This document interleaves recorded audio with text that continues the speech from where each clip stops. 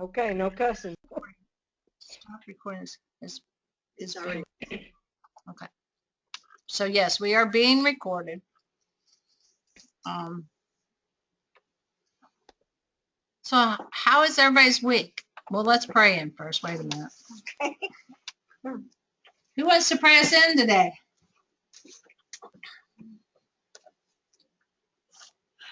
Anybody? Okay. Oh, right. Okay. Okay. Oh, let's just calm ourselves this evening and from all the day's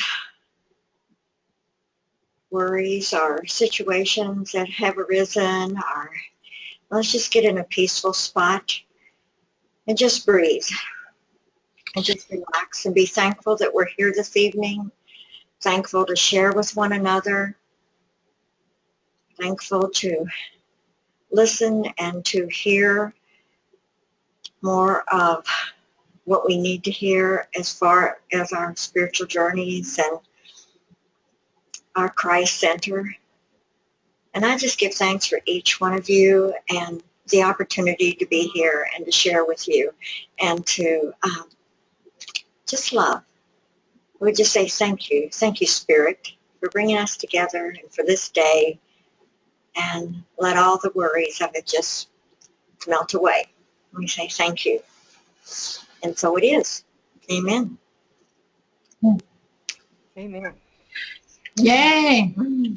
Thank you. So, how was everybody's week? I think.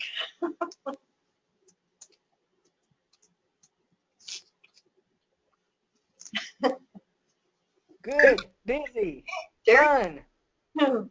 Yay. Mine was really good. Yeah, you had that nice vacation and I had a wonderful vacation, and then this weekend was really nice with the Reiki training. That went really well. And not sure what all it's about, but we'll go with the flow and see what comes out of it. Patience. I'm really good at patience. It's typically not my, Of course, I had to look it up in Louise Hayes, and it's like, stop fine-tuning the future. And I'm like, do I ever? what patience is? No. Oh. It's broken toes. Oh. Hmm. Oh. I usually don't even think about it. I just live right now. So I think I just stumped my toe. Remember that the proper way to discipline my dog is not to jump up and grab her and take her outside, but after the fact, take her and say no and take her outside. And now you know. And now I know. And I already knew that. Just needed a reminder. I needed a reminder. So, it is what it is. I just say it is cause and effect. Yep. Well, that's what it is. Cause and effect.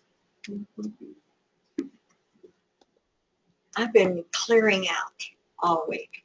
You know, just these boxes of stuff I've collected over the Christmas holidays. How you tend to put everything away, and I'll get to that later. And so going through everything and trying to get rid of some books, and that's really hard for me. And so trying to get a little stack ready for the half price bookstore. And or you can donate them to Unity of Louisville's youth. Okay. Couple weeks. Oh. The kids are going on If sale. you decide you don't want to get money back for them, you can always just donate them down there. Okay. Or anything you can't get money for. Yeah, or anything There you you can't get money go. for. Well, you don't get much money from it anyway there. I mean, it's a joke. Yeah. You're really donating. Right. You know. So anyway, trying to, just clear paths. So, because we want to get the house ready for sale this spring. So, if Carla, are you there, Carla? Yeah. Oh, okay. Remember that book on organization by that little Japanese lady? Yeah. The Magic of Tidying Up. Yeah, I bought it, and then I lost the book. So apparently you were a little premature in the purchase. I think so. There's a message in there, Kathy. I think I might have left it in a coffee shop, but I'm not sure. Maybe. Well, typically the message in that book is if you haven't worn it in 6 months, Yeah, get rid of it. get rid of it. Yeah. If you Yeah. haven't used it in 6 months, get rid of it. Yeah. Doesn't spark joy. Get rid of it. Yeah. Doesn't spark your heart, get rid of it. That's right. Yeah. Yeah, 60 years, it's like gone. It has to, yeah. And if you have any old t-shirts, I'm collecting them Oh, okay. That's for the rag rugs? for the Okay. rag rugs that we're making at Resilient Families. Because right now all I have is white ones and black ones. So When color. do you need those by, Valerie? Within the next couple of weeks, we're going to start on them on Thursday, but it'll take a while. Okay. It'll take a couple of weeks, and I'll have new people coming in. But U of L donated a bunch. We had these 2 boxes of t-shirts that were full, and I had no clue what we were ever going to do with them, and they've just been sitting in our office over there. So finally I figured out a use for them, but then when I opened the boxes, I was like, oh man, they're all white or black. So now I'm like, You need, color. yeah. So old t-shirts, come my way, please. Okay.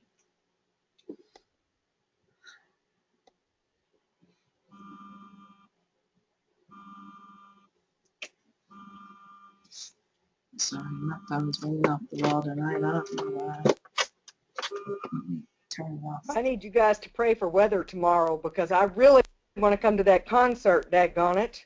Yeah. Well, Yeah. it's not going to be bad until later, so you can come Just might not. Okay. all by the time of the concert, and then it's not supposed to start up again until later that night. So what Are they talking about any freezing rain for you guys after the snow? not until later. Okay.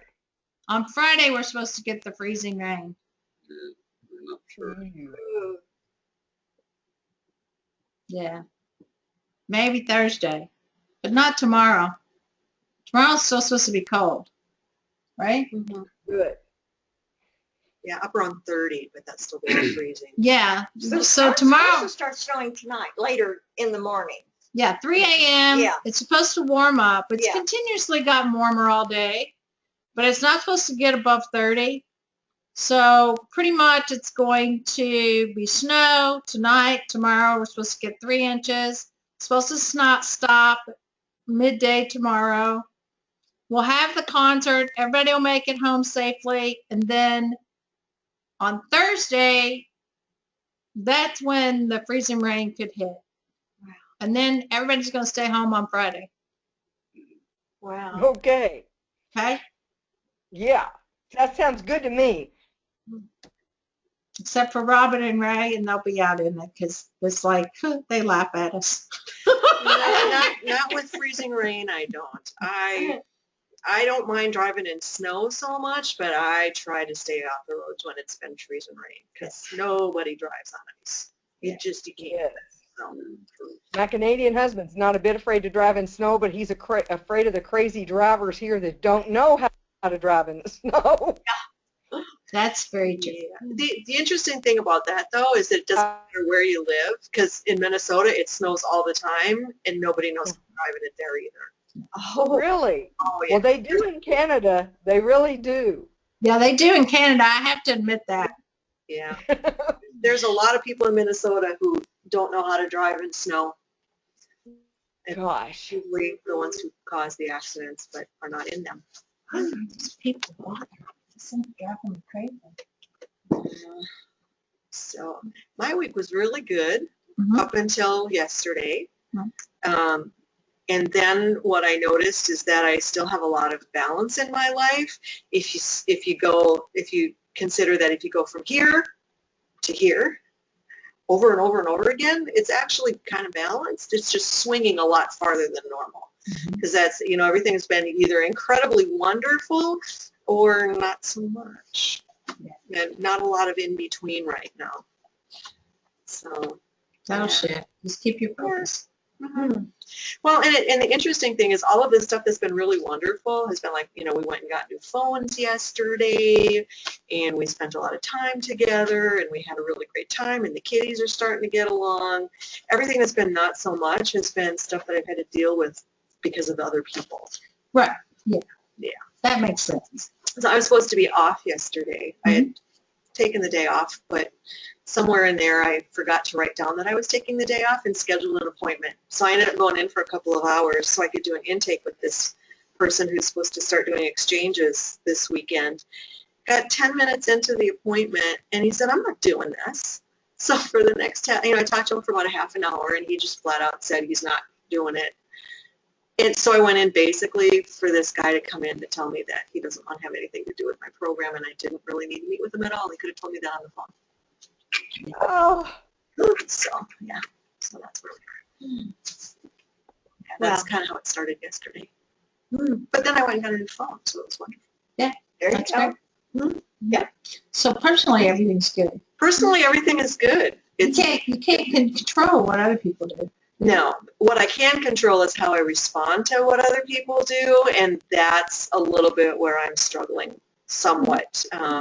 So like I didn't sleep well last night because I knew this meeting was coming up, and it's been, coming for a couple of weeks, and, I wasn't sure what was going to happen, and so went into the meeting, and of course they kissed and made up and figured it all out, which I figured was going to happen, but I ended up giving myself a headache before we went in because if they couldn't do it, then either one of them was going to have to quit, one of them was going to be fired, or at minimum, they would not be able to work together, which is going to be almost impossible. So I got myself all in a tizzy about what might be rather than just being in the moment, and it's all worked out. Yeah. But I still have a headache. So remember the principles. Yep, I was worrying, and I actually was a little bit angry at one point, and that was the problem. Yeah. The worry and the anger. Honesty, probably. Yeah.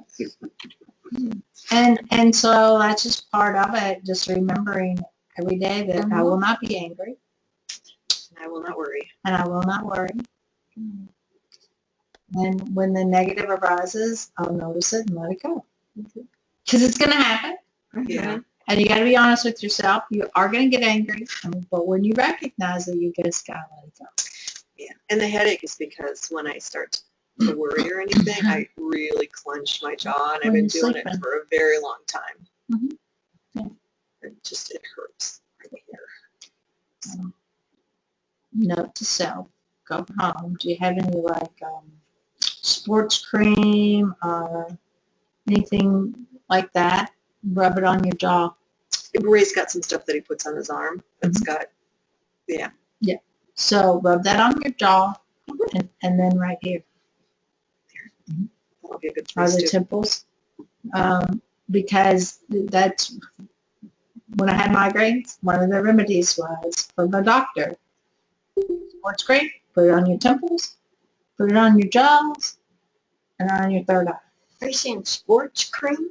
Yeah, it's like the Aspercreme, the stuff that's got aspirin in it. Oh, okay. The analgesic. Okay. And the one that he has is more like, it's almost like Novocaine kind of stuff. But Yeah, same difference. same difference. It'll work. Yeah. It's actually probably going to work better. Yeah. So yes, So that's I what will they- 'cause borrow I- some of his stuff. Grip my teeth too. But other than that, the weekend's has been really wonderful. I'm really enjoying doing the 20 minutes meditation twice a day, and doing the Reiki on myself. And going to do that when I get home. Yeah. That's good. Should have done it before the meeting. Didn't have time.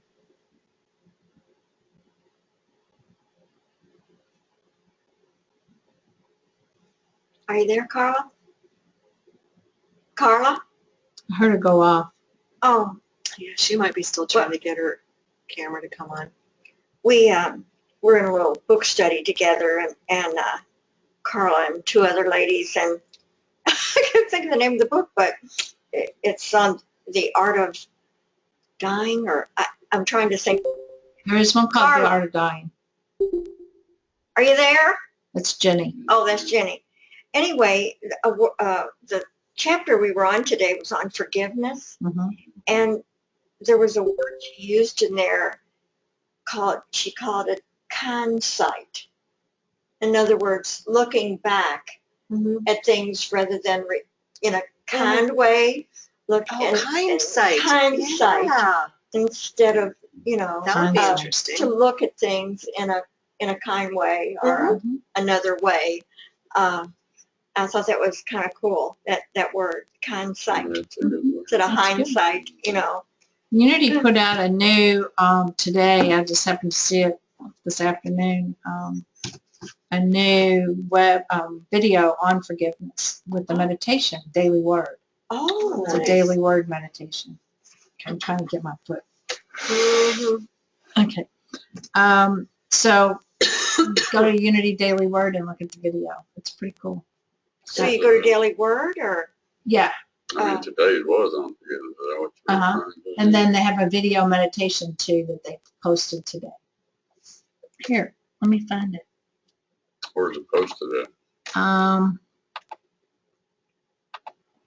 Is it on the one that comes in the email? Should be Unity. Yes, if you get the Daily Word online, It's over on the right somewhere where it's going.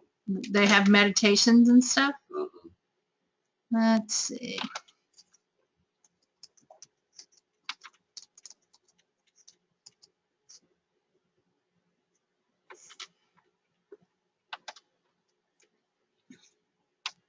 Oh, he looked peaceful, didn't he? Mhm.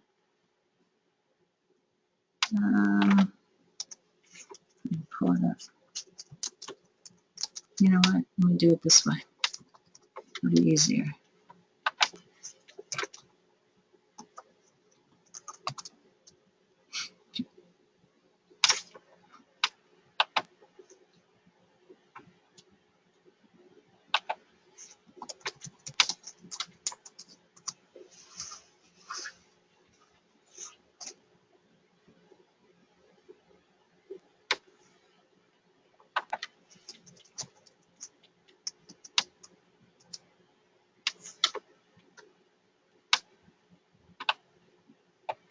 I can't find things.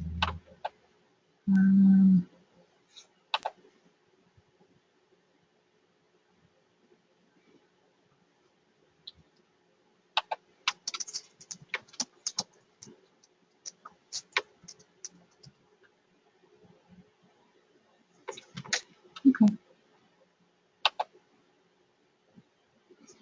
Let's just watch this now. Okay. Forgiveness. Thank you, sweet spirit, for the gift of forgiveness. I both give and receive the gift of forgiveness when I release a painful situation to God. This does not mean I condone what happened. I simply choose to Can let you it turn go. it up? Or, My past has only as much power over me as I give it. I can let my past hold, or I can move on. I can carry the weight of emotional pain forever, or lay it down and release it to God. I choose to be free from resentment, anger, and hurt. As I release the pain of the past, I claim the life of peace I deserve. My load lightens, my pain heals, and my heart opens. Forgiveness frees me to laugh, love, and embrace a life of joy. Thank you, sweet spirit, for the gift of forgiveness.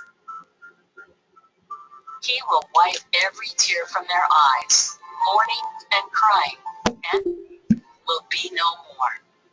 For the first things have passed away. Revelation 21:4. You know, I'm not sure why it didn't come through the TV. Normally it does when it's hooked up. I guess maybe because it's GoToMeeting or something. But it's pretty cool. Yeah. So if you go to YouTube and just put in Daily Word Forgiveness, go to YouTube first? Mhm. Okay. that's the easiest way to find it.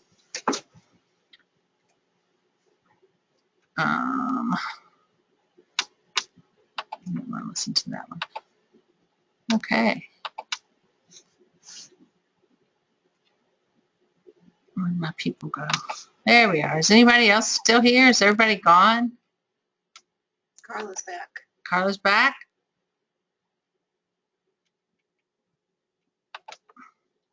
Carla, are you with us? Well, she was with us. All right.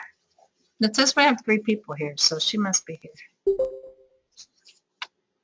Tony's on the phone. Okay, we're going to get started with today's PowerPoint. So we're moving on here. So we've done the check-in. We did a prayer in. Okay, everybody's been here, so we really... Has everybody done the written assignment? What does the Christ mean to you, and what does the Messiah mean to you? Okay, so that was the first week. Oh, the first week. Oh, Yeah. yes. Yeah. So if you haven't done that, please do it before the end of the, Okay. okay? Just kind of remind me to tell people to do that, because your paper or whatever it is that you're going to create will come from that and move forward. Okay. All right. So any questions about last week's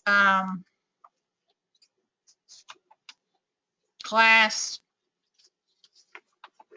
Anything left over from last week that we want to talk about? Valerie, I apologize. I lost everything, had to restart my computer, so I've been offline for like the last 3 minutes at least. Okay. Did I miss anything? We did the check-in. Mm-hmm. What you missed was we went to YouTube and watched a video of Oh, shoot. Okay. the Daily Word video for forgiveness. So you can go Okay. watch that. It's came out today. Okay. Thank you. You're welcome. Anybody else have anything from last week left? Okay. So, this week, who do men say I am? And this week, oh, look, Carla's with us. Yay!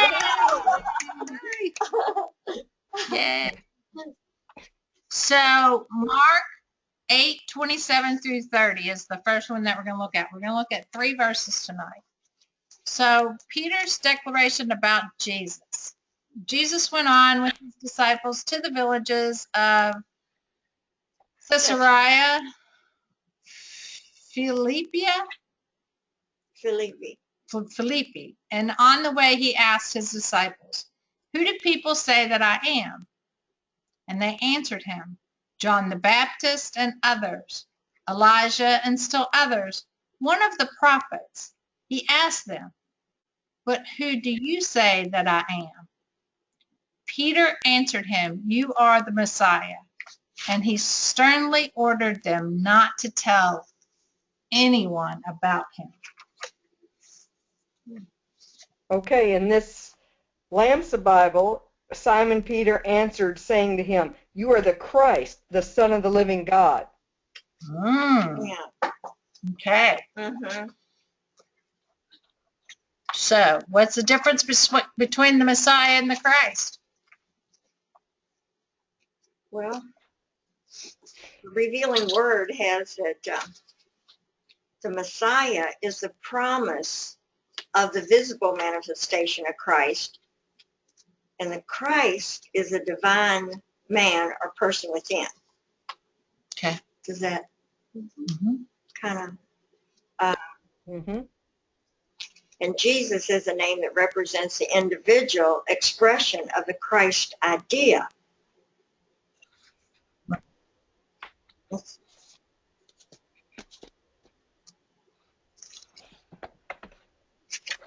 What you all have, or... Yep. What else?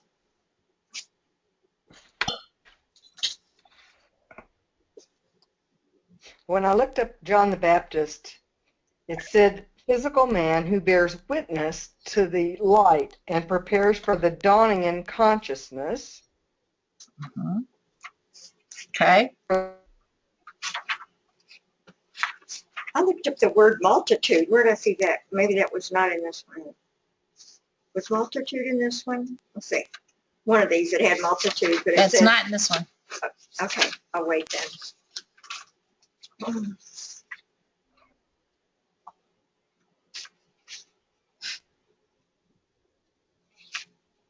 I kept switching back because, when you study the scriptures, like with Borg or Mhm. Shelby Sprung, or, they give you all the when it was written and why it was written. And so,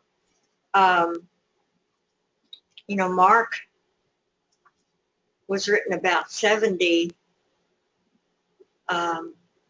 CE, AD. Right. So if it was really written by Mark, he'd had to be 100 years old or so. So really, it was just like the community of Mark, or whoever Mark was, that wrote. And who was Mark originally? I think it was just the community of, of a compilation of writings that were handed down over a period of time. Correct. So,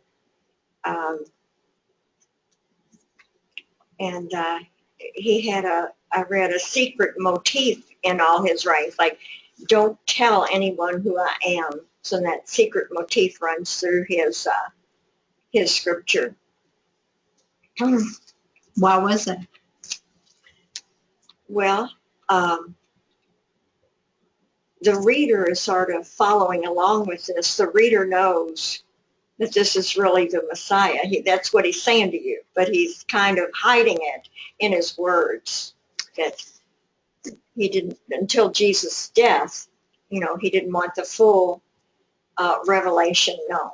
Correct. In a sense. Okay. And I think, wasn't Mark written specifically for the Jewish community? So No. a lot of the secrecy in there was because if anybody else outside of that community were to read what was being written, they wouldn't necessarily want people to understand everything that was going on. Mm-hmm. Okay.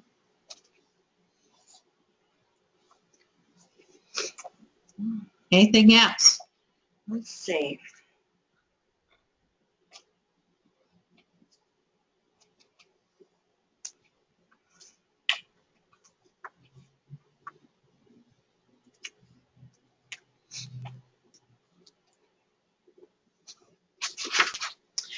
It struck me when I was reading this one about, don't tell anyone about me. Mm-hmm. It's almost, I get the sense, for myself anyway, that it was, I don't want you to tell anybody who I am. I want people to figure it out on their own.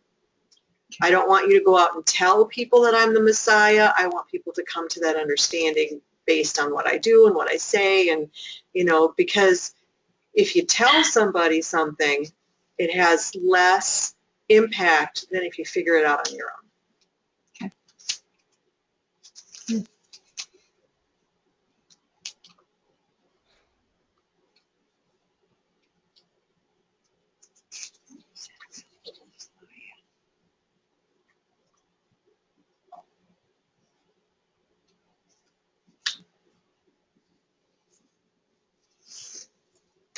I was trying to meld the meaning of what each of those names meant. Mhm. And like Elijah, the spiritual I am of man's consciousness. And I didn't understand this when I read it. It said the right use of power. The right use of power. Mm-hmm. So read that again. It said Elijah, the spiritual I am of man's consciousness. And then under that had right use of power. Okay. So in our conscious states, do we always use our power correctly? We have a better chance of it in consciousness than we do in unconsciousness.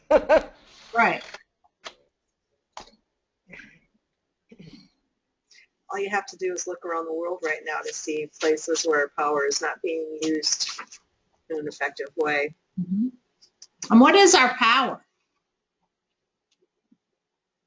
Well, we have at least 12 of them.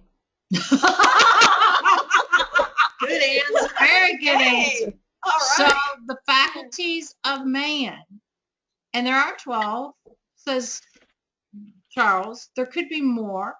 Mm-hmm. So, and if you look at the 12, one of them is power.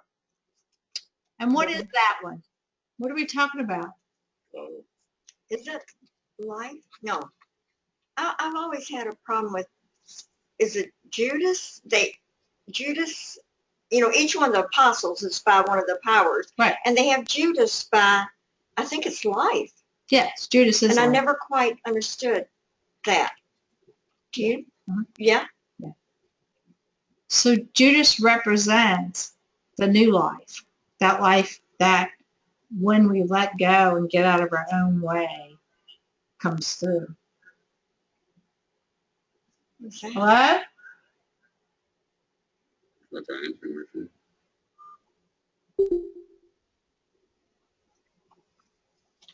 Just a minute. I'll go look. I think someone came Okay. in. Can you go look? Because I've never, it's Don't know. Jenny. Oh, there you go. We were expecting you to come somewhere else. On there. online. I was. Yeah, Oh, I okay. heard that, but then it was like, wow. Okay. Somebody's here. So we heard ourselves online is what we were hearing. Oh, We heard yeah. somebody come through the door and it was like, Jenny has keys. I forgot. So the power, the power of power, the faculty of power is actually our throat chakra, and it's our voice. So Oh, duh. according to the revealing word, it says power is man's innate control over his thoughts and feelings. Right. We have the power to transform energy from one plane of consciousness to another. So we transform it Mhm. through our actions, through our words, through our thinking. Probably the most powerful faculty we have. So you were in the middle of telling us why Judas represents life when we got freaked out when Jenny arrived. So Okay. So it's my understanding that Judas represents life because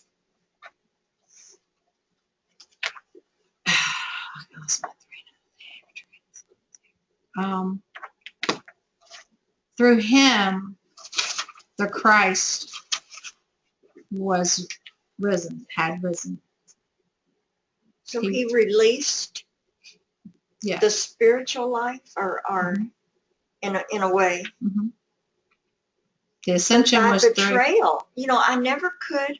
Maybe, Yeah. maybe not. Okay. So some say that it was a plan and that the Christ, Jesus, knew what was happening. Matter of fact, he's the one that told him to go and do it. Yeah. You got to do what you got to do Yeah. for the plan to unfold. We all have a part to play, sometimes in the divine planning, and sometimes we don't like our parts. So it's just like the story, the little soul and the sun. Remember that once I was light, not surrounded by darkness. Hmm. That is a typical story of Judas.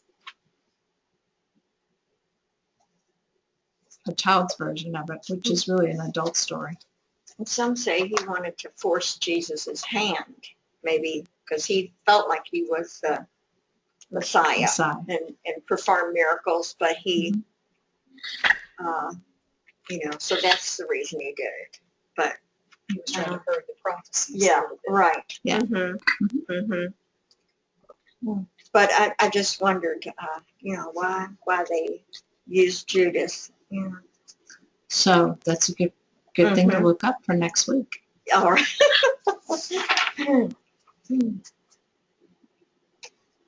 So what about Peter? What does Peter represent here? Anybody remember that one? Peter represents faith. Correct. So how does Pardon? Peter represents represents faith? Yes. And something to do with rock. Not I in will it. build my church. Right. The I couldn't find foundation. well, that's in the other one though. I found some. Yeah. Some Focus on truth. focus on truth. Yeah. Yeah. Yeah. That's very good. Mm. So what is the truth? Who do they say I am? The Messiah, the Christ. Depending on which book you're looking in. That's the truth. Okay. You know, wonder why when we read that, why do you think Jesus asked them? Why do you think Jesus asked them? I don't know. To try to gauge what the perception of who people thought he was. Possibly. That's the surface, but what's the depth?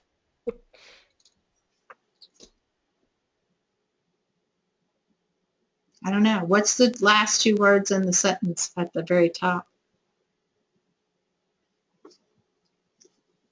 The last two sentences of what? The word at the very top. Who do men say that I am? Oh, I am. Right. And I'd never really realized it before until you had us compare those particular scriptures that it was almost identical in every one of them. Aha, we'll get to that. Yeah. Mhm. Good job. And how often is that in the scriptures? Right. Kind of correlate each other, but then I think it's John that kind of veers off a little bit, if I remember. I can't remember which one it is. Well, Matthew, there's Yeah, lots John, more. Yeah. John was his own guy. He kind of wrote things in his own way. So Mark was the original, for what they call one of the first gospels. Matthew typically comes from Mark or from Quilella, the Q source. the Q source. And Luke also comes from either Mark, Matthew, or the Q source. John comes from wherever John comes from. All right. So did I move? Okay, I lost one. So we started with Mark, right? And I went back. So yeah. So here's Luke. So we looked at Mark. So there's Mark. So we started at the villages. And on the way, he asked the disciples, who do people say that I am? And they answered the various people. Then he said, who do you think I am? So let's look at Luke now. You want to read this one?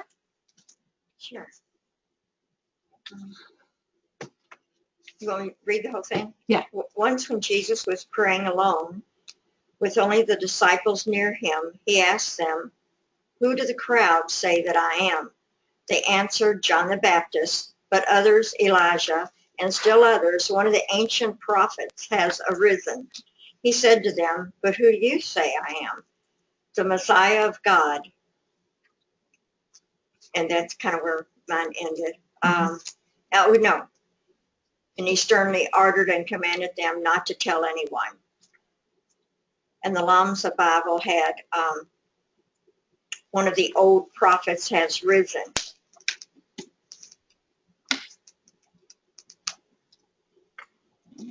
Okay. So I have a question there.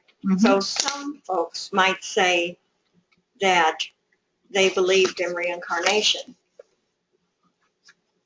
But when I read that, ancient prophets has arisen, I'm thinking maybe they were talking about the resurrection. Since, they did believe in resurrection. So what do you all think? Do you think they were talking about resurrection or reincarnation?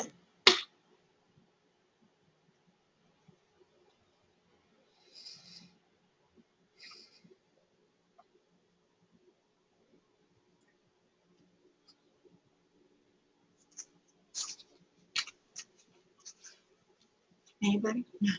Do you?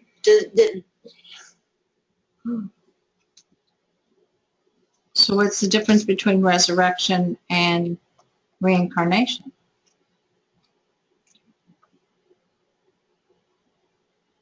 Reincarnation, I think, is coming back as somebody different. Okay. Resurrection, you're still the same dude or dudette. Yeah. All right. Dude, what? Dude or dudette. So what they're asking is more of a resurrection. Yeah. Yeah. That's Yeah. what they're looking at, is a resurrection. Yeah. So what do you think that is?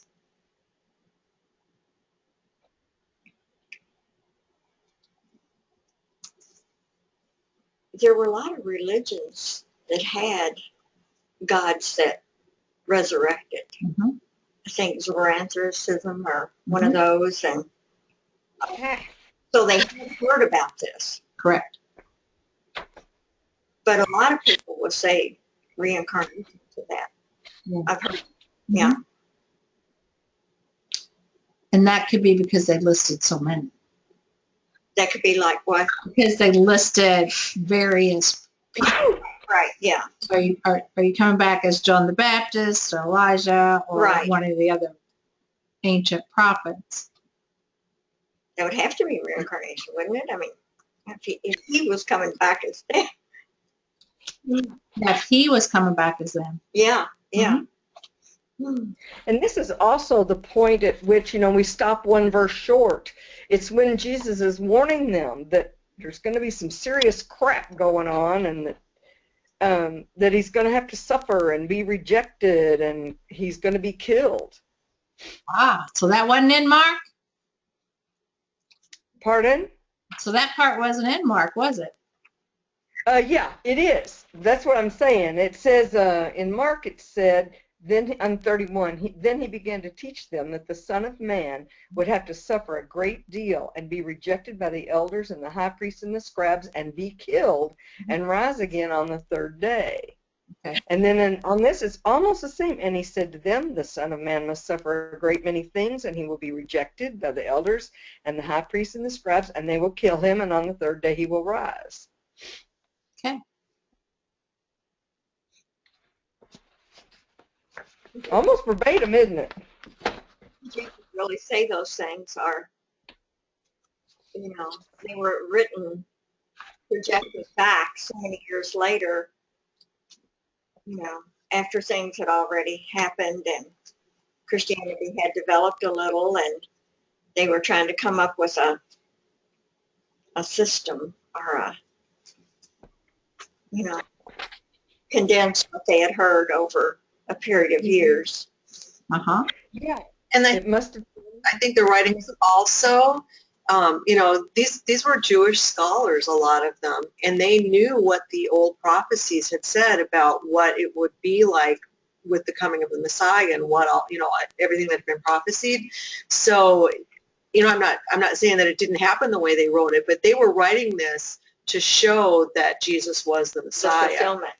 They were writing it to show that he fulfilled all of the prophecies that they all knew about. Right. Mm-hmm. So it's really the fulfillment. Right. And it's the fulfillment of what? What's the fulfillment of? Prophecies. The prophecy? Of what? Of the coming Of the Messiah. Yeah. But they were looking for, Messiah to lead them out of their, like a political Messiah. They weren't Mhm. looking for the Messiah that we see in Jesus, Yeah. They're still looking for a Messiah. Because as a political Messiah, Jesus was a kind of a disappointment. Yeah, Wasn't Right. interested in doing all the stuff that they wanted him to do. exactly. It's not what it was all about. So what was it all about? It was for them or for him. Yeah. Mm-hmm. Well, I remember in another class we talked about that there were two different aspects of the Messiah that they were kind of looking for. One was for the warrior Messiah Right. who was going to lead them out, and the other one was almost like a Messiah that was going to come and say, we kind of forgive everybody, and more of a shepherd. We're gonna lead you from this place to another place, but we're not gonna do it in a forceful fashion. So, The Son of Man, or the Son of Man will come. He's more of a spiritualized man. In Daniel, I think they mentioned where that would be the spiritual Messiah, but the other is the political. You can imagine after what all they went through, and the loss, the temple destruction, and so on, that they would want a political Messiah. and he was really kind of political. I mean, Jesus was really radical. Yeah, yeah, But I just don't think he was the warrior leader type that they wanted. right. Well, and I think that part of what I see in some of the stories is that, the Sadducees, the Pharisees, some of those people were looking for the Messiah to come and release them from Roman rule. Right. But what he was actually doing was releasing all of the other people from the rule of the Sadducees and the Pharisees. And it pissed him off. It's, he was supposed to come and fulfill the law and give these people their power, and they wouldn't have to worry about the Romans anymore. And instead, he was taking the power away from them too. And who to give it to? People, just your average everyday Joe. That's right. So the truth is what he brought to us is the Christ within ourselves, which was not what they were looking for at all. Because everybody has the power. What's that word again? Power. Power. All right. Anybody need to take a break and to move? We're at that half hour here. We're halfway through. If you want to get up and get some water, anybody take. How did you define power? What did we say power was? It is the idea of basically taking the idealization into manifestation. Now I don't know what they. Innate control over your thoughts and feelings. I mean, power is love. It's the greatest force in the universe. Right.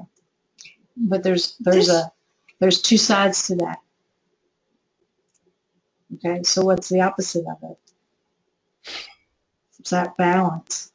So that's where the duality comes in. We have love, then we have hate. So if you look at it from the point of view of taking the ideas, the power of the manifesting of the thinking and manifesting it out from the inside out, that's the real creative power. Manifesting the love from the inside out. So whatever it is, you're manifesting within and through yourself. That's the power. When you can realize that is what our thinking's about, our feelings are about. And yes, it is love, but when you name it, it has an opposite that can have just as much power. When you use it in the abstract creation, then it's in the oneness.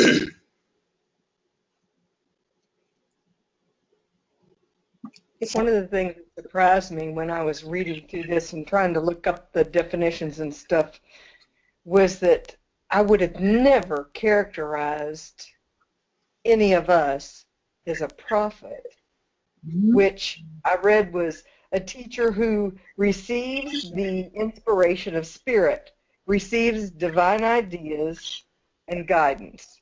And that's every one of us. Once we realize that. I'm so glad you looked that up. I was waiting for someone to say that one. It is the truth that we're all prophets. We are. We're all ministers. Wow.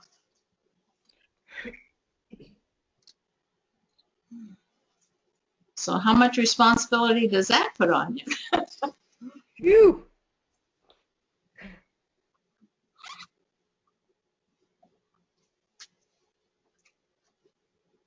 What else? Okay. This one's a little longer. Yeah. Who wants to read this one?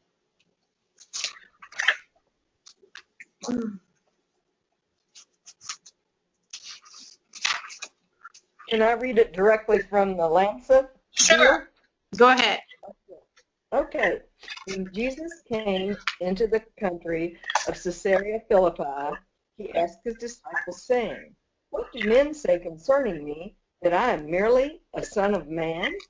They said, "There are some who say John the Baptist, others Elijah, and still others Jeremiah, or one of the prophets." He said to them, "Who do you say that I am?" Simon Peter answered, saying, "You are the Christ, the Son of the living God." Jesus answered, saying to him, "Blessed are you, Simon, son of Jonah, for flesh and blood did not reveal it to you, but my Father in heaven. I tell you also that you are the stone, and upon this stone I will build my church, and the doors of Sheol shall not shut upon it. I will give you the keys of the kingdom of heaven, and whatever you bind on earth shall be bound in heaven, and whatever you loose on earth shall be loosed on heaven." Then he charged his disciples not to tell any man that he was the Christ.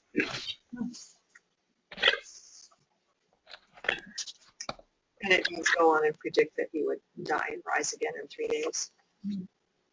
So, yeah, the after fact is all about the resurrection. Mhm. Well, that's a lot different, isn't it? Mm-hmm. How is it different? Well, this doesn't say anything about the gates of Hades.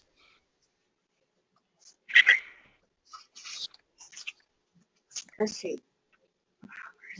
And what did he mean? "Blessed are you, Simon, son of Jonah, for flesh and blood did not reveal it to you, but my Father in heaven." So he knew the source was his Father, not, it wasn't revealed except by his Father in heaven. Right, if the source is God, not his earthly father, who would be Jonah. Yes. Isn't this the only one that he referred to himself as the Son of Man? And the other two didn't talk about Peter being the rock. So let's go up here and look at this one again. Yeah. Stone, but not rock. Did y'all find rock? I was surprised rock wasn't in the revealing word. I got stone as indwelling Christ, the keystone. The builders rejected man's character, our spiritual discernment.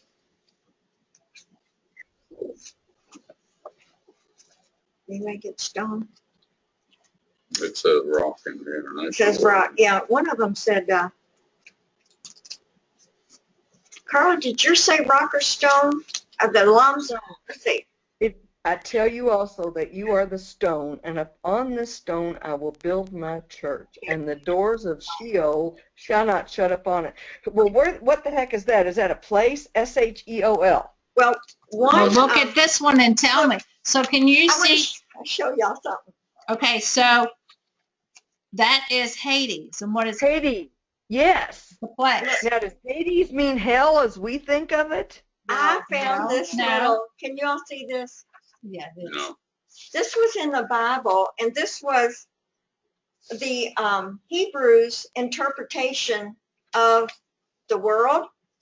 And they saw the world like as a half of a glass globe. Yep. And with holes or floodgates in the sky. When it rained, God would open and close those. But look, here is Sheol, that black part, or Hades, where people went when they died.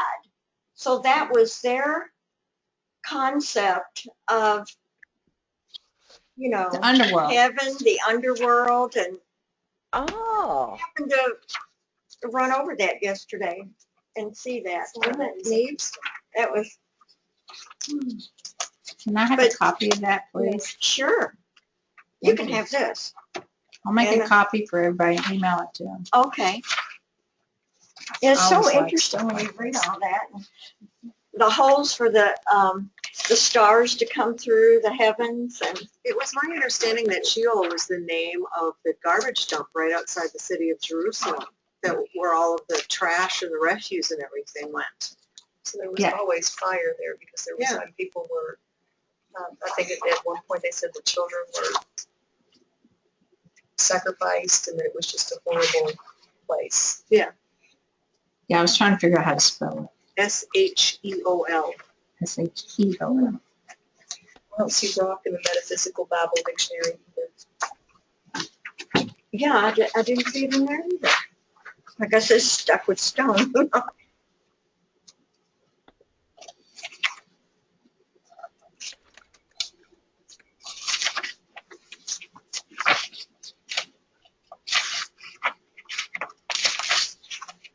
I don't see Sheol in You know what I did? I don't know if you probably no, you can't see my computer, but it looked it up on Bing, and Sheol is the Hebrew underworld, abode of the dead. Yeah, it's not in here either. Unless I'm missing it and I don't have my glasses on. I would think it would be in the, I'm looking at pages. Gehenna. That's what I'd heard it called before. Yeah. Robin, when you were talking about the fires that burned, I remember Gehenna. That's the name in the Bible. Yeah, so in Hades, in the revealing word, it says the word has reference to the grave or the pit. Hades refers to the outer darkness, the realm of sense, in contrast to the inner or luminously spiritual. Mm-hmm.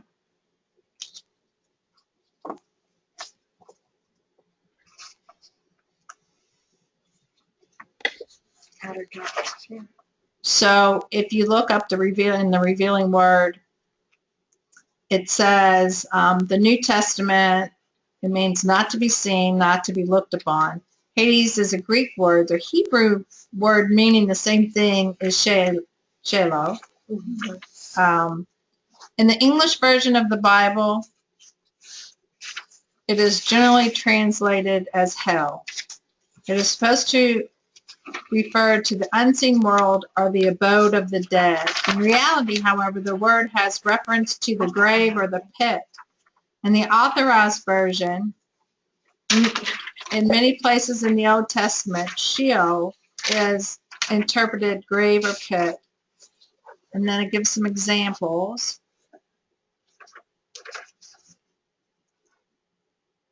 And then it goes on to say that in the American Standard Version, there's two, to compare the two, then look up the places where the translation hell is given. So metaphysically, it refers to the outer darkness, the realm of sense, in contrast to the inner or spiritual. To live in the outer is to live outside the body, as it were. Hence, Hades comes to be considered the realm of discarnated souls.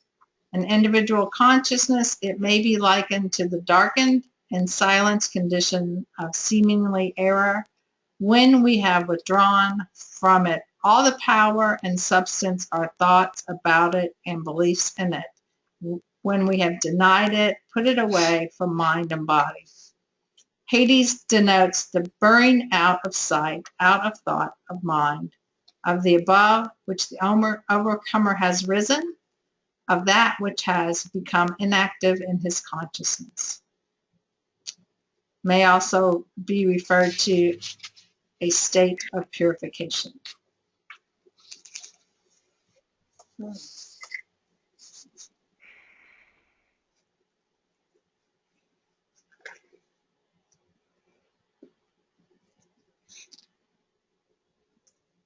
So what are the keys to the kingdom that we're talking about here? The keys to the kingdom of heaven. Anybody remember what the kingdom of heaven is?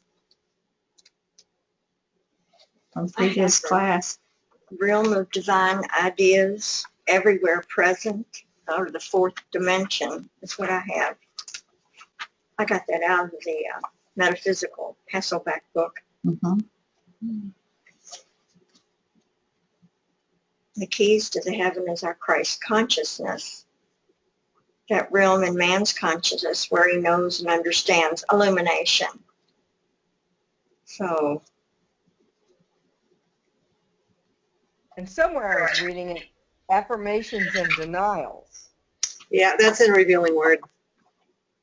Yeah.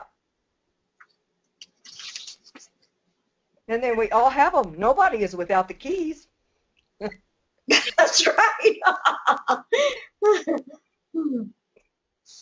But no, we don't all understand we have the key. That- Right. Yeah. Like Dorothy and her red slippers. yes. So it goes back. It's saying the same thing, but in a more in-depth way than the other Yeah. two. Because the other two talked about the Christ being within and the consciousness of knowing that or not knowing that. The I am is within all of us. This just expands it a little more. So if you look up in the Metaphysical Bible Dictionary, the kingdom of God of heaven, metaphysical, when in his teaching, Jesus likened the kingdom of heavens to the various conditions in the earth. He was explaining in terms that the outer man could grasp the various laws and relations of the spiritual realm or the kingdom of the heavens. The kingdom of heaven is the orderly adjustment of divine ideas in man's mind and body. Jesus definitely located the kingdom of God, heaven, when he said, "The kingdom of God cometh not with observation, neither shall they say, Lo here, or Lo there, for lo, the kingdom of God is within you."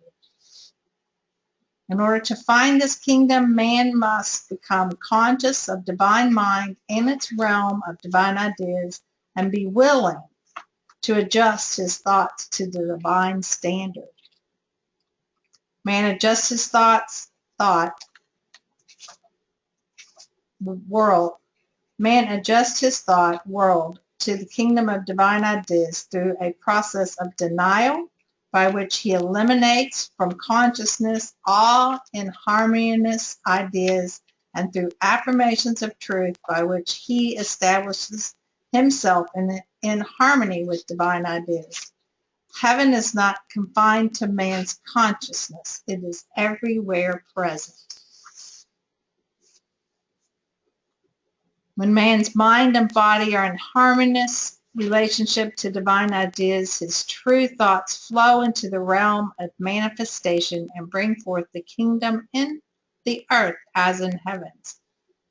Jesus likened the kingdom to a seed because a seed has unexpressed capabilities and needs to be planted in the soil best suited to its growth. The word of truth is the seed, and when planted, it is a receptive mind that brings forth the fruits of spirit. The life of the word is the spiritual idea that it contains. Valerie, where is that found at?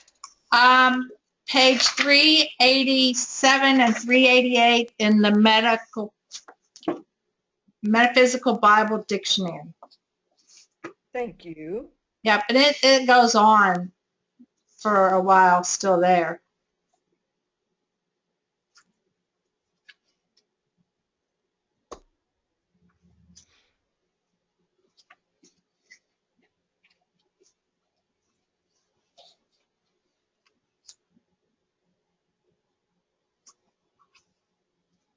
So that's why he goes on to say, and whatever you bind on earth will be bound in heaven, and whatever you loose on earth will be loosened in heaven.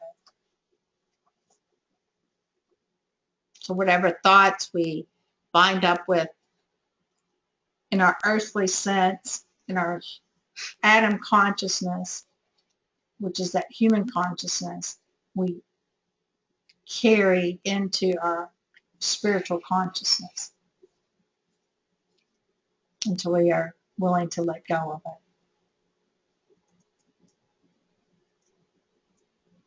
It's just so the amazing part of it, I think, is that if Jesus didn't say these things, you know, and the writers of later said these, is just, so amazing that all these connections could be made metaphysically. And were they aware of what they were truly saying? Like when Charles Fillmore picked up on all this meaning. And were they totally aware of what they were saying? Like when they were explaining kingdom and God. And then when you look at it in a metaphysical way and all that meaning, this like, it just blows you away. You really,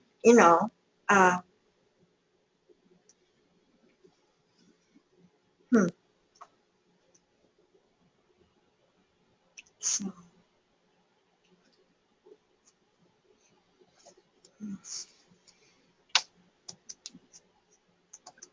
So, what are the similarities in the three verses? And he asked them who everybody says he was, and then asked them what they thought, and told them not to say anything. And why are those because that's the three things that are the same in all of them. Why were those three things important to him, do you think?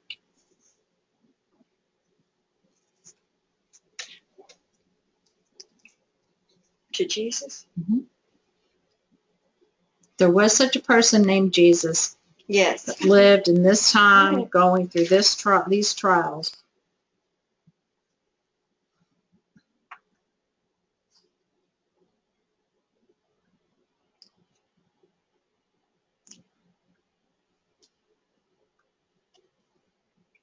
Well, he was obviously aware of the end coming and not far from this time. Okay. I wonder if he wondered if he was getting the message out in the way that his life was devoted to. Okay.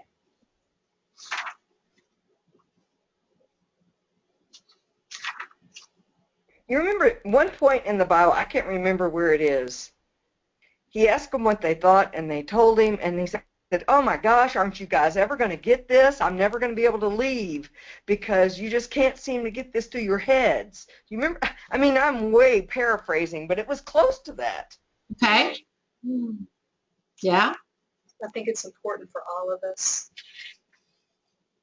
to know how the people closest to us see us. Okay.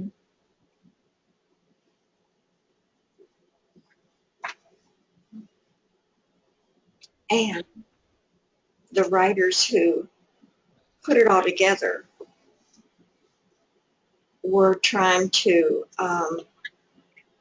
allow the reader to see who Jesus was. Asking that question to clarify who he was. Okay. If they look back to the miracles and all that he accomplished. Mm-hmm. Okay.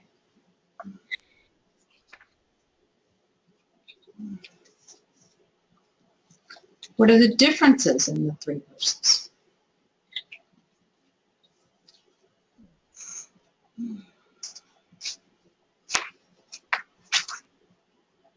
Well, Matthew's is much longer, Mm-hmm. Why is Matthew's longer? What does he go into?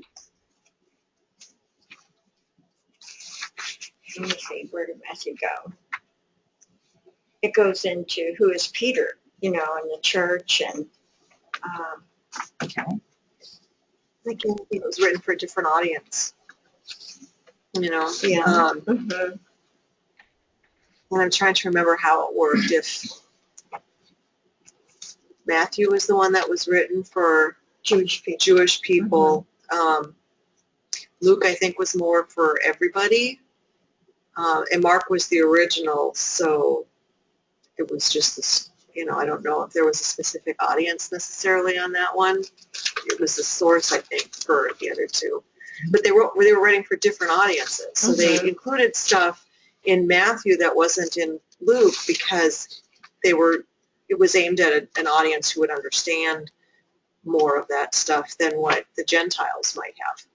Correct. Okay. One thing I noticed that was different, and Matthew was the only one where they said, well, some say you're Jeremiah. And that was so funny. We talked about that. Was it Sunday no, it wasn't Sunday. But Jeremiah being the woe is me guy. And that was the only written difference I really found. Okay. So when they were asking about the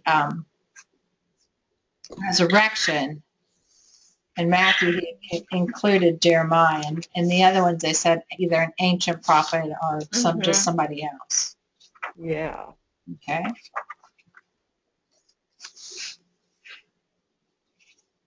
Anything else? Well, like she said, that he went into a little bit more explanation, not only about Peter and, that's going to be the foundation of his church, but also about the keys to the kingdom, and what you bound on earth will be bound in heaven, and what you loose on earth will be loosed in heaven. Mm-hmm. So gave a little bit more insight that way also. Okay.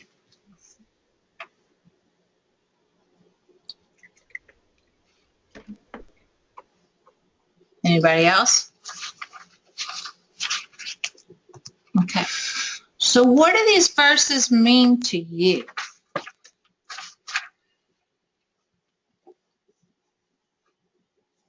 In 2015.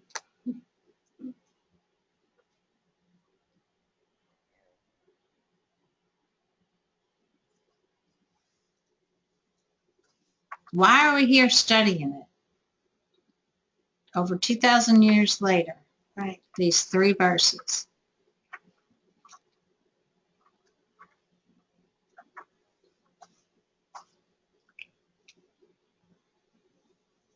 I still think that part of it is because there's, even today, there's just still so much, what the word is I'm looking for, mystery, and that pull, towards the difference between Jesus the man and Jesus as, the expression of the I am.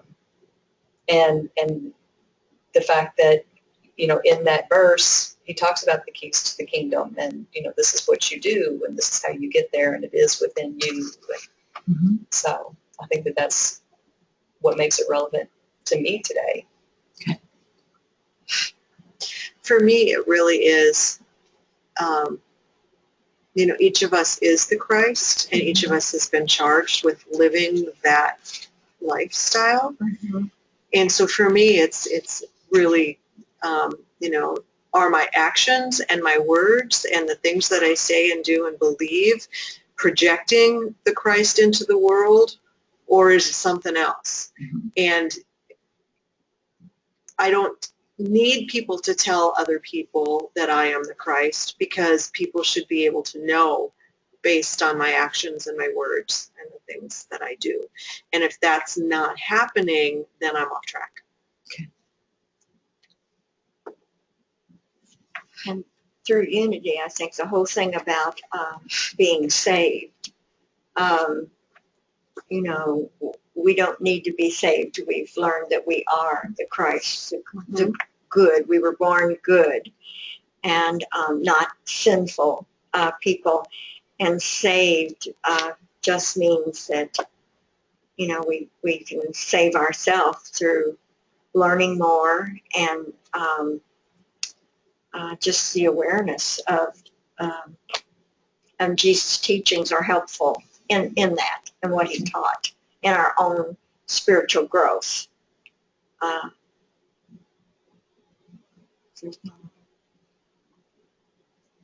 One of the things that related to me in this was some of the earlier reading we did of Charles Fillmore.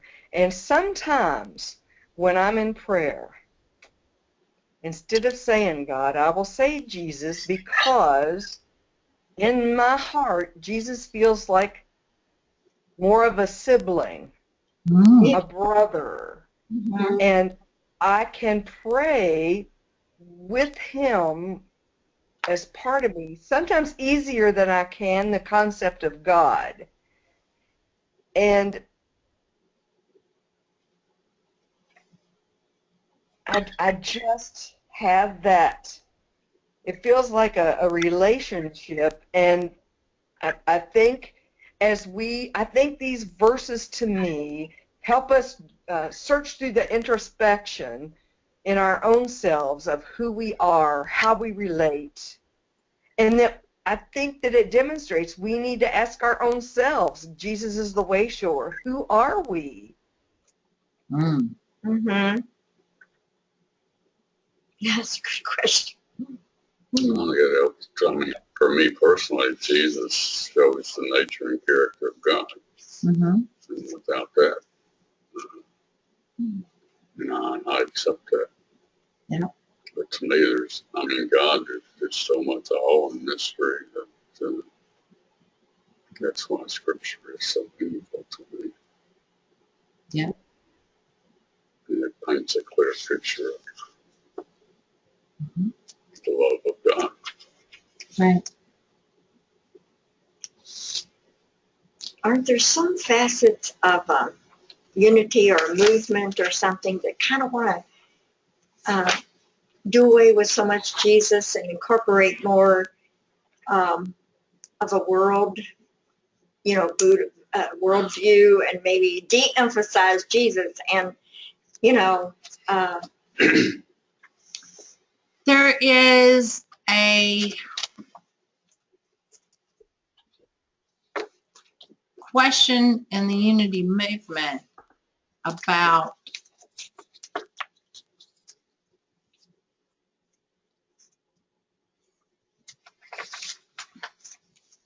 Charles's words being the law, is how I'm going to say it. Robin,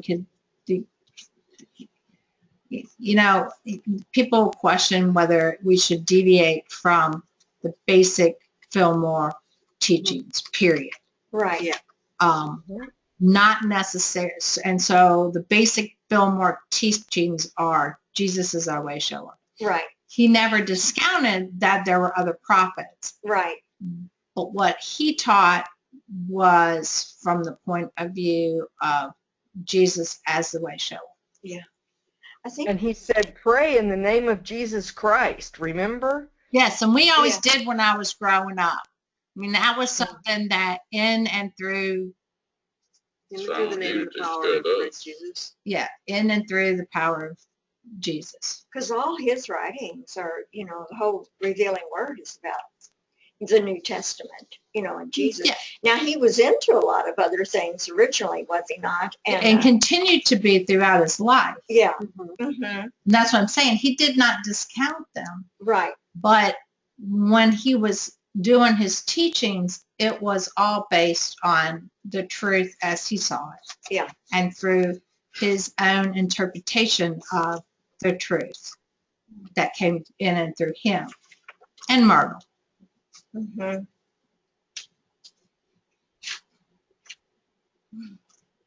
And so, yes, there are people who want it to stay that way and that don't want to bring in any of what they call the new age kind of, or new teachings like oneness, any of the energy works kind of thing other than prayer. There's one of the associate ministers at Unity Minneapolis is very much a Fillmorian and has said in classes, once Charles stopped writing, nothing else needed to be written. Correct. And see, there are other us that believe that Charles always said he had a right to change his mind and to change his thoughts at any point in time. Mm-hmm. Charles lived today. I don't know that his thoughts would be exactly what they were back when he was alive. I don't. Yeah, because you could say, okay, after the Bible was written, that's it, no more. Right, and it's taken to be taken literally, and that's it. Right. The way, and depending on how you read it, it can be taken literally. It's just what is your interpretation of that literal. Right. Yeah. So I First lamb for evolvement and unfoldment. Well, the whole Christ consciousness is for that. I mean, you know, we follow Jesus, Mhm. but we understand that consciousness is in everyone, you know, worldwide or Mhm. whatever their belief system. I'm Yeah. totally fine with those that want to just teach the Fillmorians. And I'm Yeah. a big Charles fan. I Yeah. love Charles Fillmore, and that's why I teach the classes. And I teach it based on the lessons 99% of the time that come from the Institute. I'll deviate occasionally with an activity, but I still try to keep everything in line when I'm teaching SE classes. That is from the Fillmore's point of view. And I'll say if it's mine. As a minister, can you teach whatever you want? Or can you deviate? Can you and still be a unity minister? You could. Yeah, we are independent. We are independent, Mm-hmm. and yeah, we're all independent. We don't have a congregational hierarchy in unity. We're all formed independently, and ministers are all given their own realm of thought. But wouldn't you say for the most part that unity ministers pretty much follow Charles Fillmore's no, you don't really? Depends on who it is. I mean, we don't a Yeah. lot of the times upstairs. I mean, there's, you know, the oneness is not part of the Fillmore Yeah. theology. Yeah. But we'll teach it here. The Course in Miracles is not a part of That's true. Yeah. of the theology. So anytime anybody's interpreted anything other than your Christ self, that's out. And that's kind of where it gets, you know. Mm-hmm. So like a lot of the workshops that we have, a lot of the classes we have would not necessarily be offered in other unity churches. Ray was part of when he was in school when Reverend Tom started doing the Lyceum. Mhm. He was on a panel discussion. I think it was that very first year, and there was I don't know if it was a student or a unity minister who made the comment that she thought it would be much easier if all unity churches taught the same ideas and had a common Mhm. teaching. Mhm. And Ray's response to that was, I'm all over that. I'm all for it as long as it's my thinking that you're going to be teaching in every church. But if you're not going to be teaching my teaching, then I get to believe what I believe because that's what unity is all about. So there will be churches that will have crosses Mhm. in the church and others where it would never happen. Correct. Just depends on the Yeah, minister. depends And on the minister. minister. It really depends on the founding minister more than anything else. The culture of the church really, unless there's a really strong minister that comes in afterwards, the culture of the church is really based on the founding minister. Because the likelihood of a congregation hiring someone who was way outside of the original culture is pretty small. Correct. Yeah.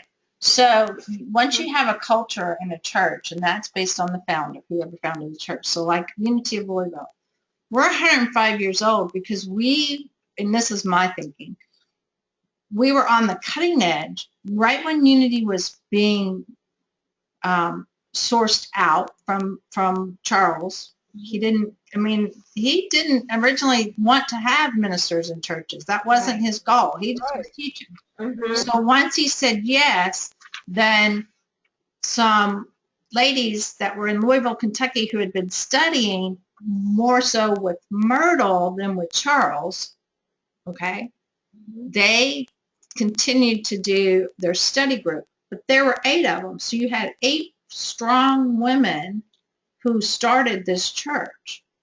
So it was a collective group. And so in a time of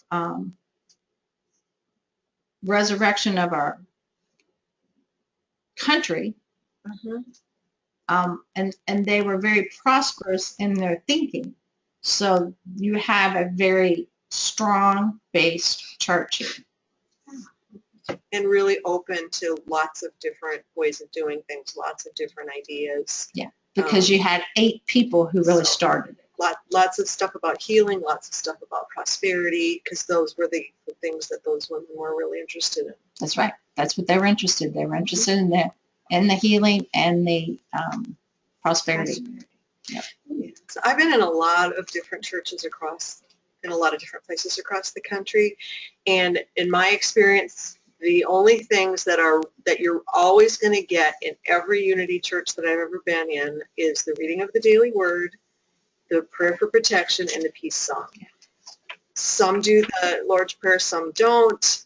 The way that the service is set up is going to be completely different in every church. So that really the only common themes that I've noticed anyway are daily word, prayer for protection, and peace song. Right. Other than that, Food. And even the peace song and the prayer for protection are altered a bit here and there, I've noticed. Yep. Yeah, the words will be different. Yeah, so like at Unity Minneapolis, the whole peace song is sung present tense. Now there is peace on earth. Yeah. It even was at the church in St. Croix when we went. And one of the odd things I find, this duality of our earth it's evident everywhere. And I think about Florida being a conservative geographical area in the United States. And I was shocked that there were several Unity churches that we had the choice of going to when we were around the Tampa area. There are probably more Unity churches in the state of Florida than any other state in the United States. Isn't that wild? I think it's because there's more older people there. And as you grow in your, in spirituality, you look for something more. Mm-hmm. And I think Unity provides that. Yeah, I think it's also because so many people in Florida have come from so many different common places, sense. Yeah. and they've brought their own version of Unity with them. Mm-hmm. Yep. All that. Wow. Shake it up, and there you got it. Yeah. So how do these verses live in you guys today? How many what? How do these 3 verses, going back to the topic, how do they live in you today?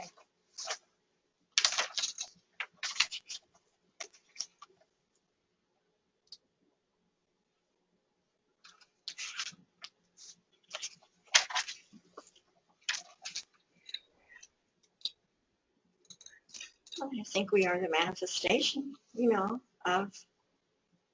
of the Christ idea, the potential, the Messiah. We're all that within.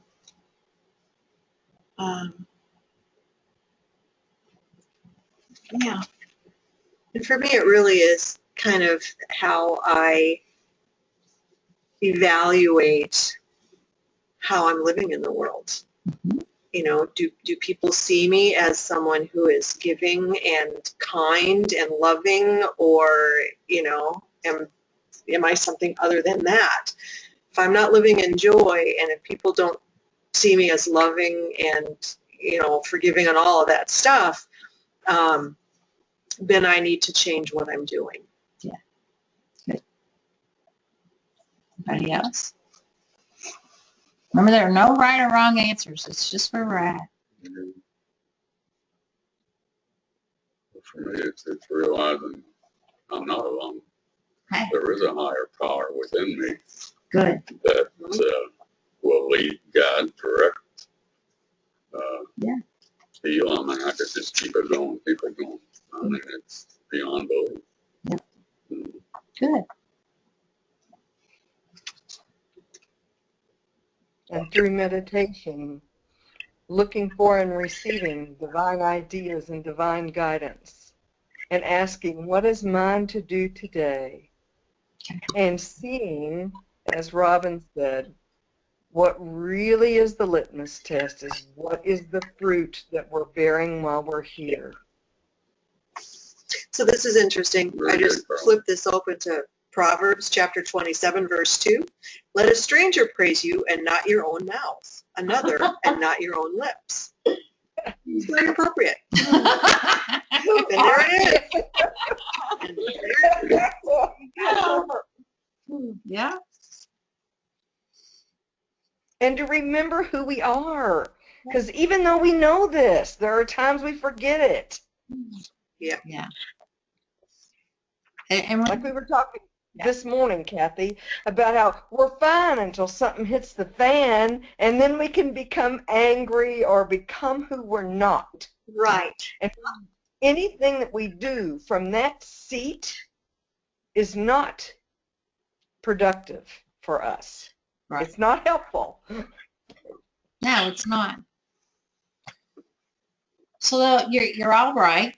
You know, there's really no wrong answers, but you guys are all on track. And kind of what this has really been about today is to kind of see as how we are that living word that we talked about last week.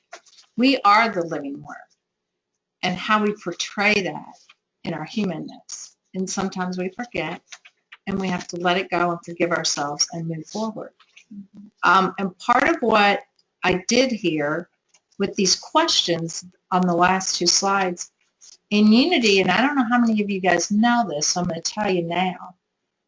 When we're teaching, we teach from the living curriculum point of view. So if you're familiar with children in Unity, you probably have had this, but what the living curriculum is it's, okay, what are they telling me? What's the history part of it? What does that mean? So what is it? And then what does that mean? And then what does it mean in the big scope of things? And what does it mean to me? So that's basically what living curriculum is. And that's the way Unity teaches. And so I know several of you in here are contemplating becoming Unity teachers. And so just kind of, if you don't know what living curriculum is, you might want to look it up. Ask me, I can give you some information on it. It's how we teach our children, and it's how the adults are beginning to be taught. And over the last 20 years, it's kind of moved to that. And the good thing about it is because it comes back to us. Okay, so we look at it from the point of view that everybody else looks at it when they're reading the Bible. And then we look at it from the point of view of, okay, what's the big scope picture here? What's it got to do with the world and humanity and the universe, that race conscious thinking? And then what's about me, the I am? When it comes down to the I am, and to ourselves, that Christ within us, how do we live it? Or do we?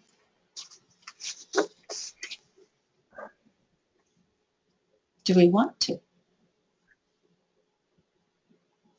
You're shaking your head. Yeah, we do. If we didn't, none of us would be here. Right. Yeah. If we didn't, why bother? Right. Yeah. And so yeah, that's really where we're at. And I was going to say this earlier when we were talking about the Unity movement. Part of that came through because about 10 years ago, the Youth Directors Forum was trying to figure out what the heck we all had in common to teach the children, so that when our children got together in these big rallies and groups as teenagers, they would all have a similar concept of what Unity teachings were. Okay? And that way they could have a conversation and also begin to have conversations outside with other people, other kids their age, about what unity is. And so part of that conversation that we're having now about the big, what is unity really, actually started 10 years ago, about what are we gonna, what is our truth that we want to teach the children in all churches, in all Unity Sunday schools. What is that? And I think we figured that part out. So now it's, well, what's the consensus for the big core, for the big peoples? So The is big it the kids. Jesus emphasis for the younger group? Yes. Okay.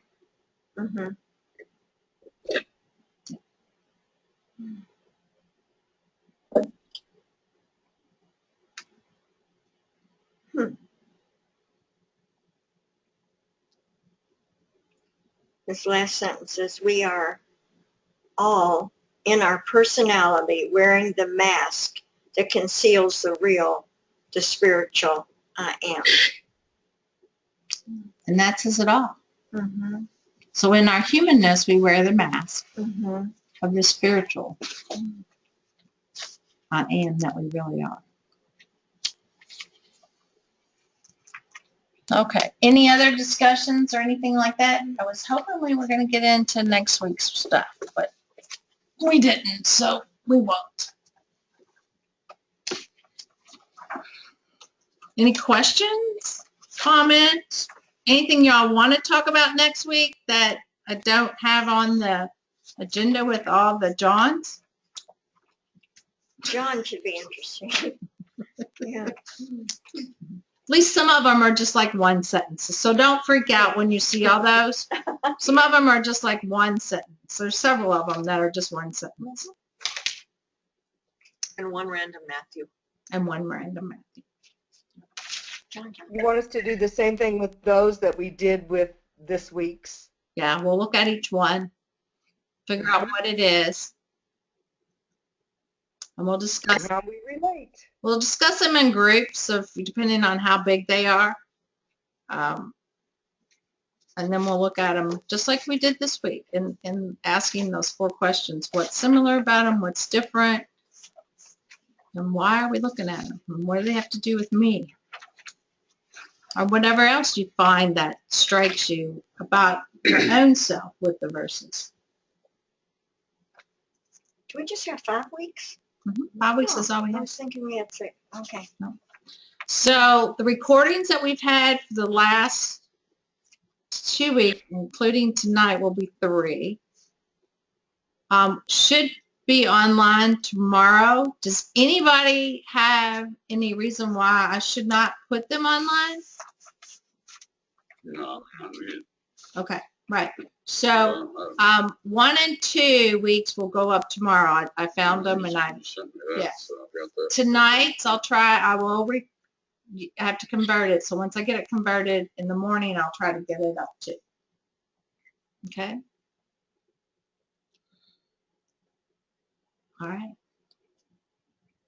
So we'll say our prosperity proclamation together, because we're a prosperity church, a prosperous church, and we're individually prosperous. We see that energy flowing in and through us. And so we just take our love into our hands and we infuse it. And we say, divine love through me blesses and multiplies all that I am, all that I have, all that I give, and all that I receive. And I say, thank you, thank you, thank you, God. Amen.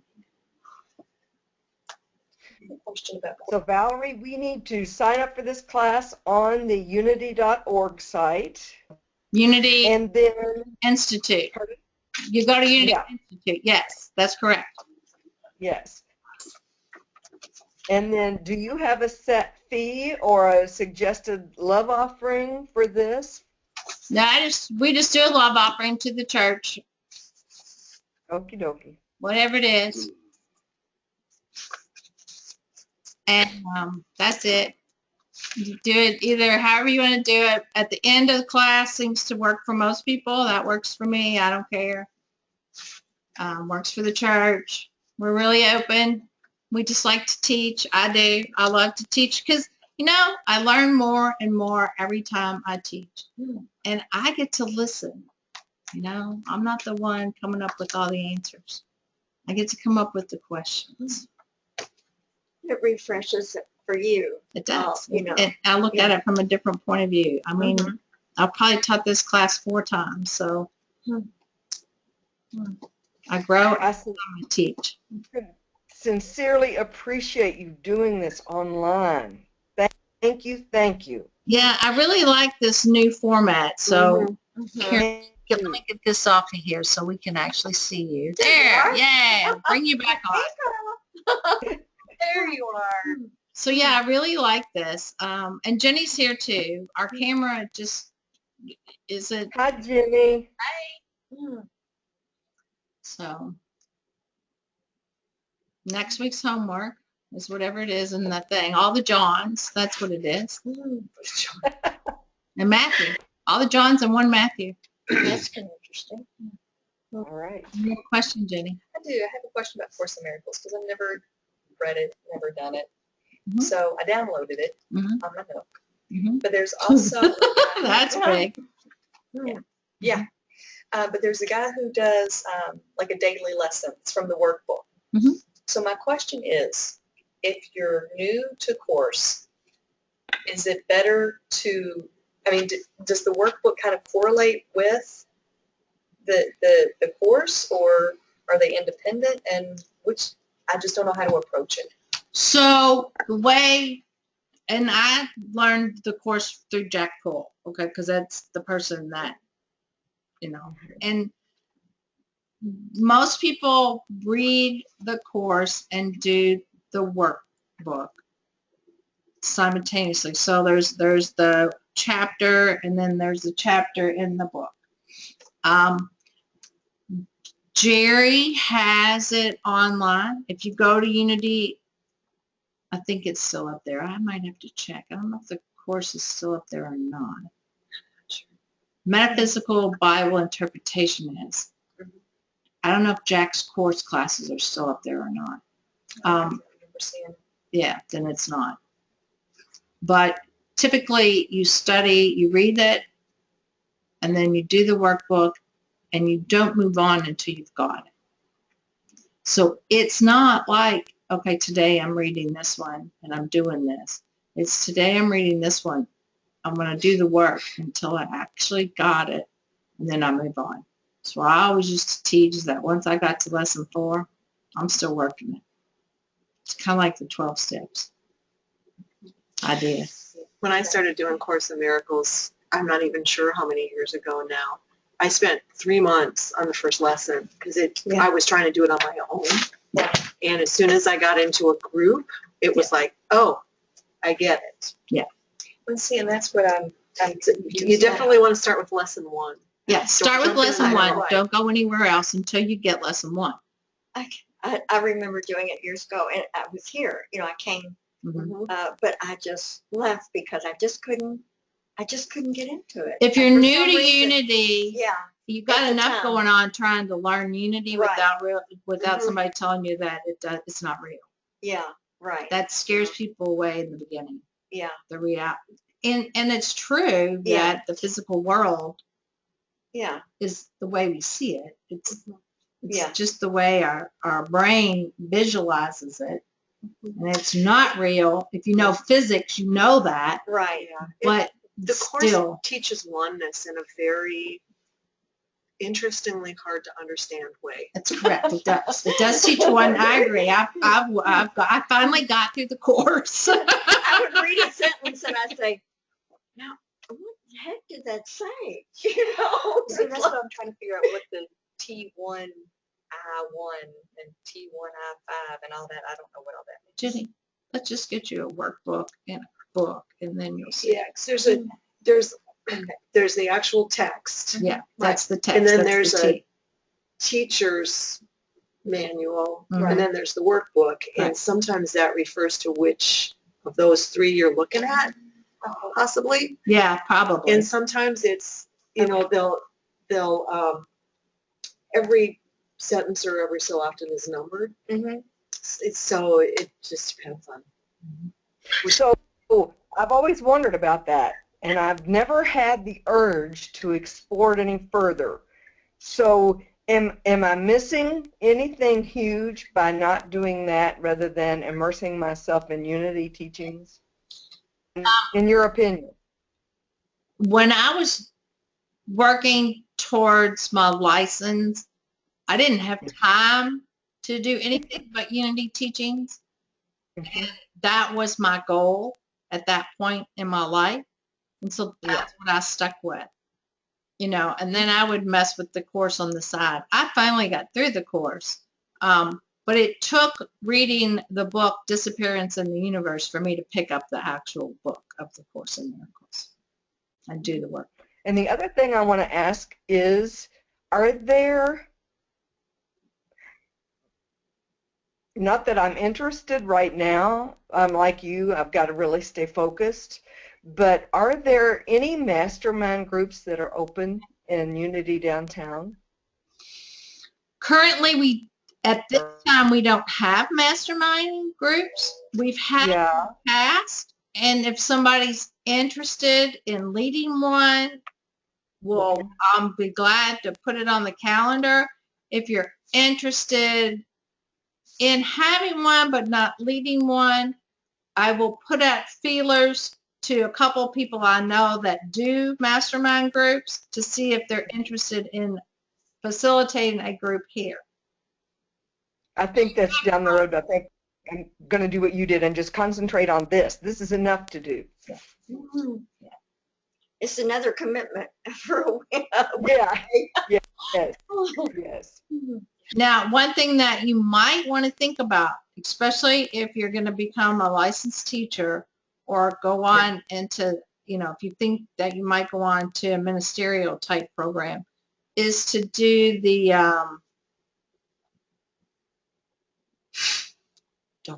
speech making. What is it? Toastmasters. Toastmasters. Oh, So yeah. if you haven't done Toastmasters in the past, or if it's been a long time, you might want to find a Toastmasters group. I used to belong to the one down at the Presbyterian USA headquarters. Don't know if they're still there or not, but it was a great group of people.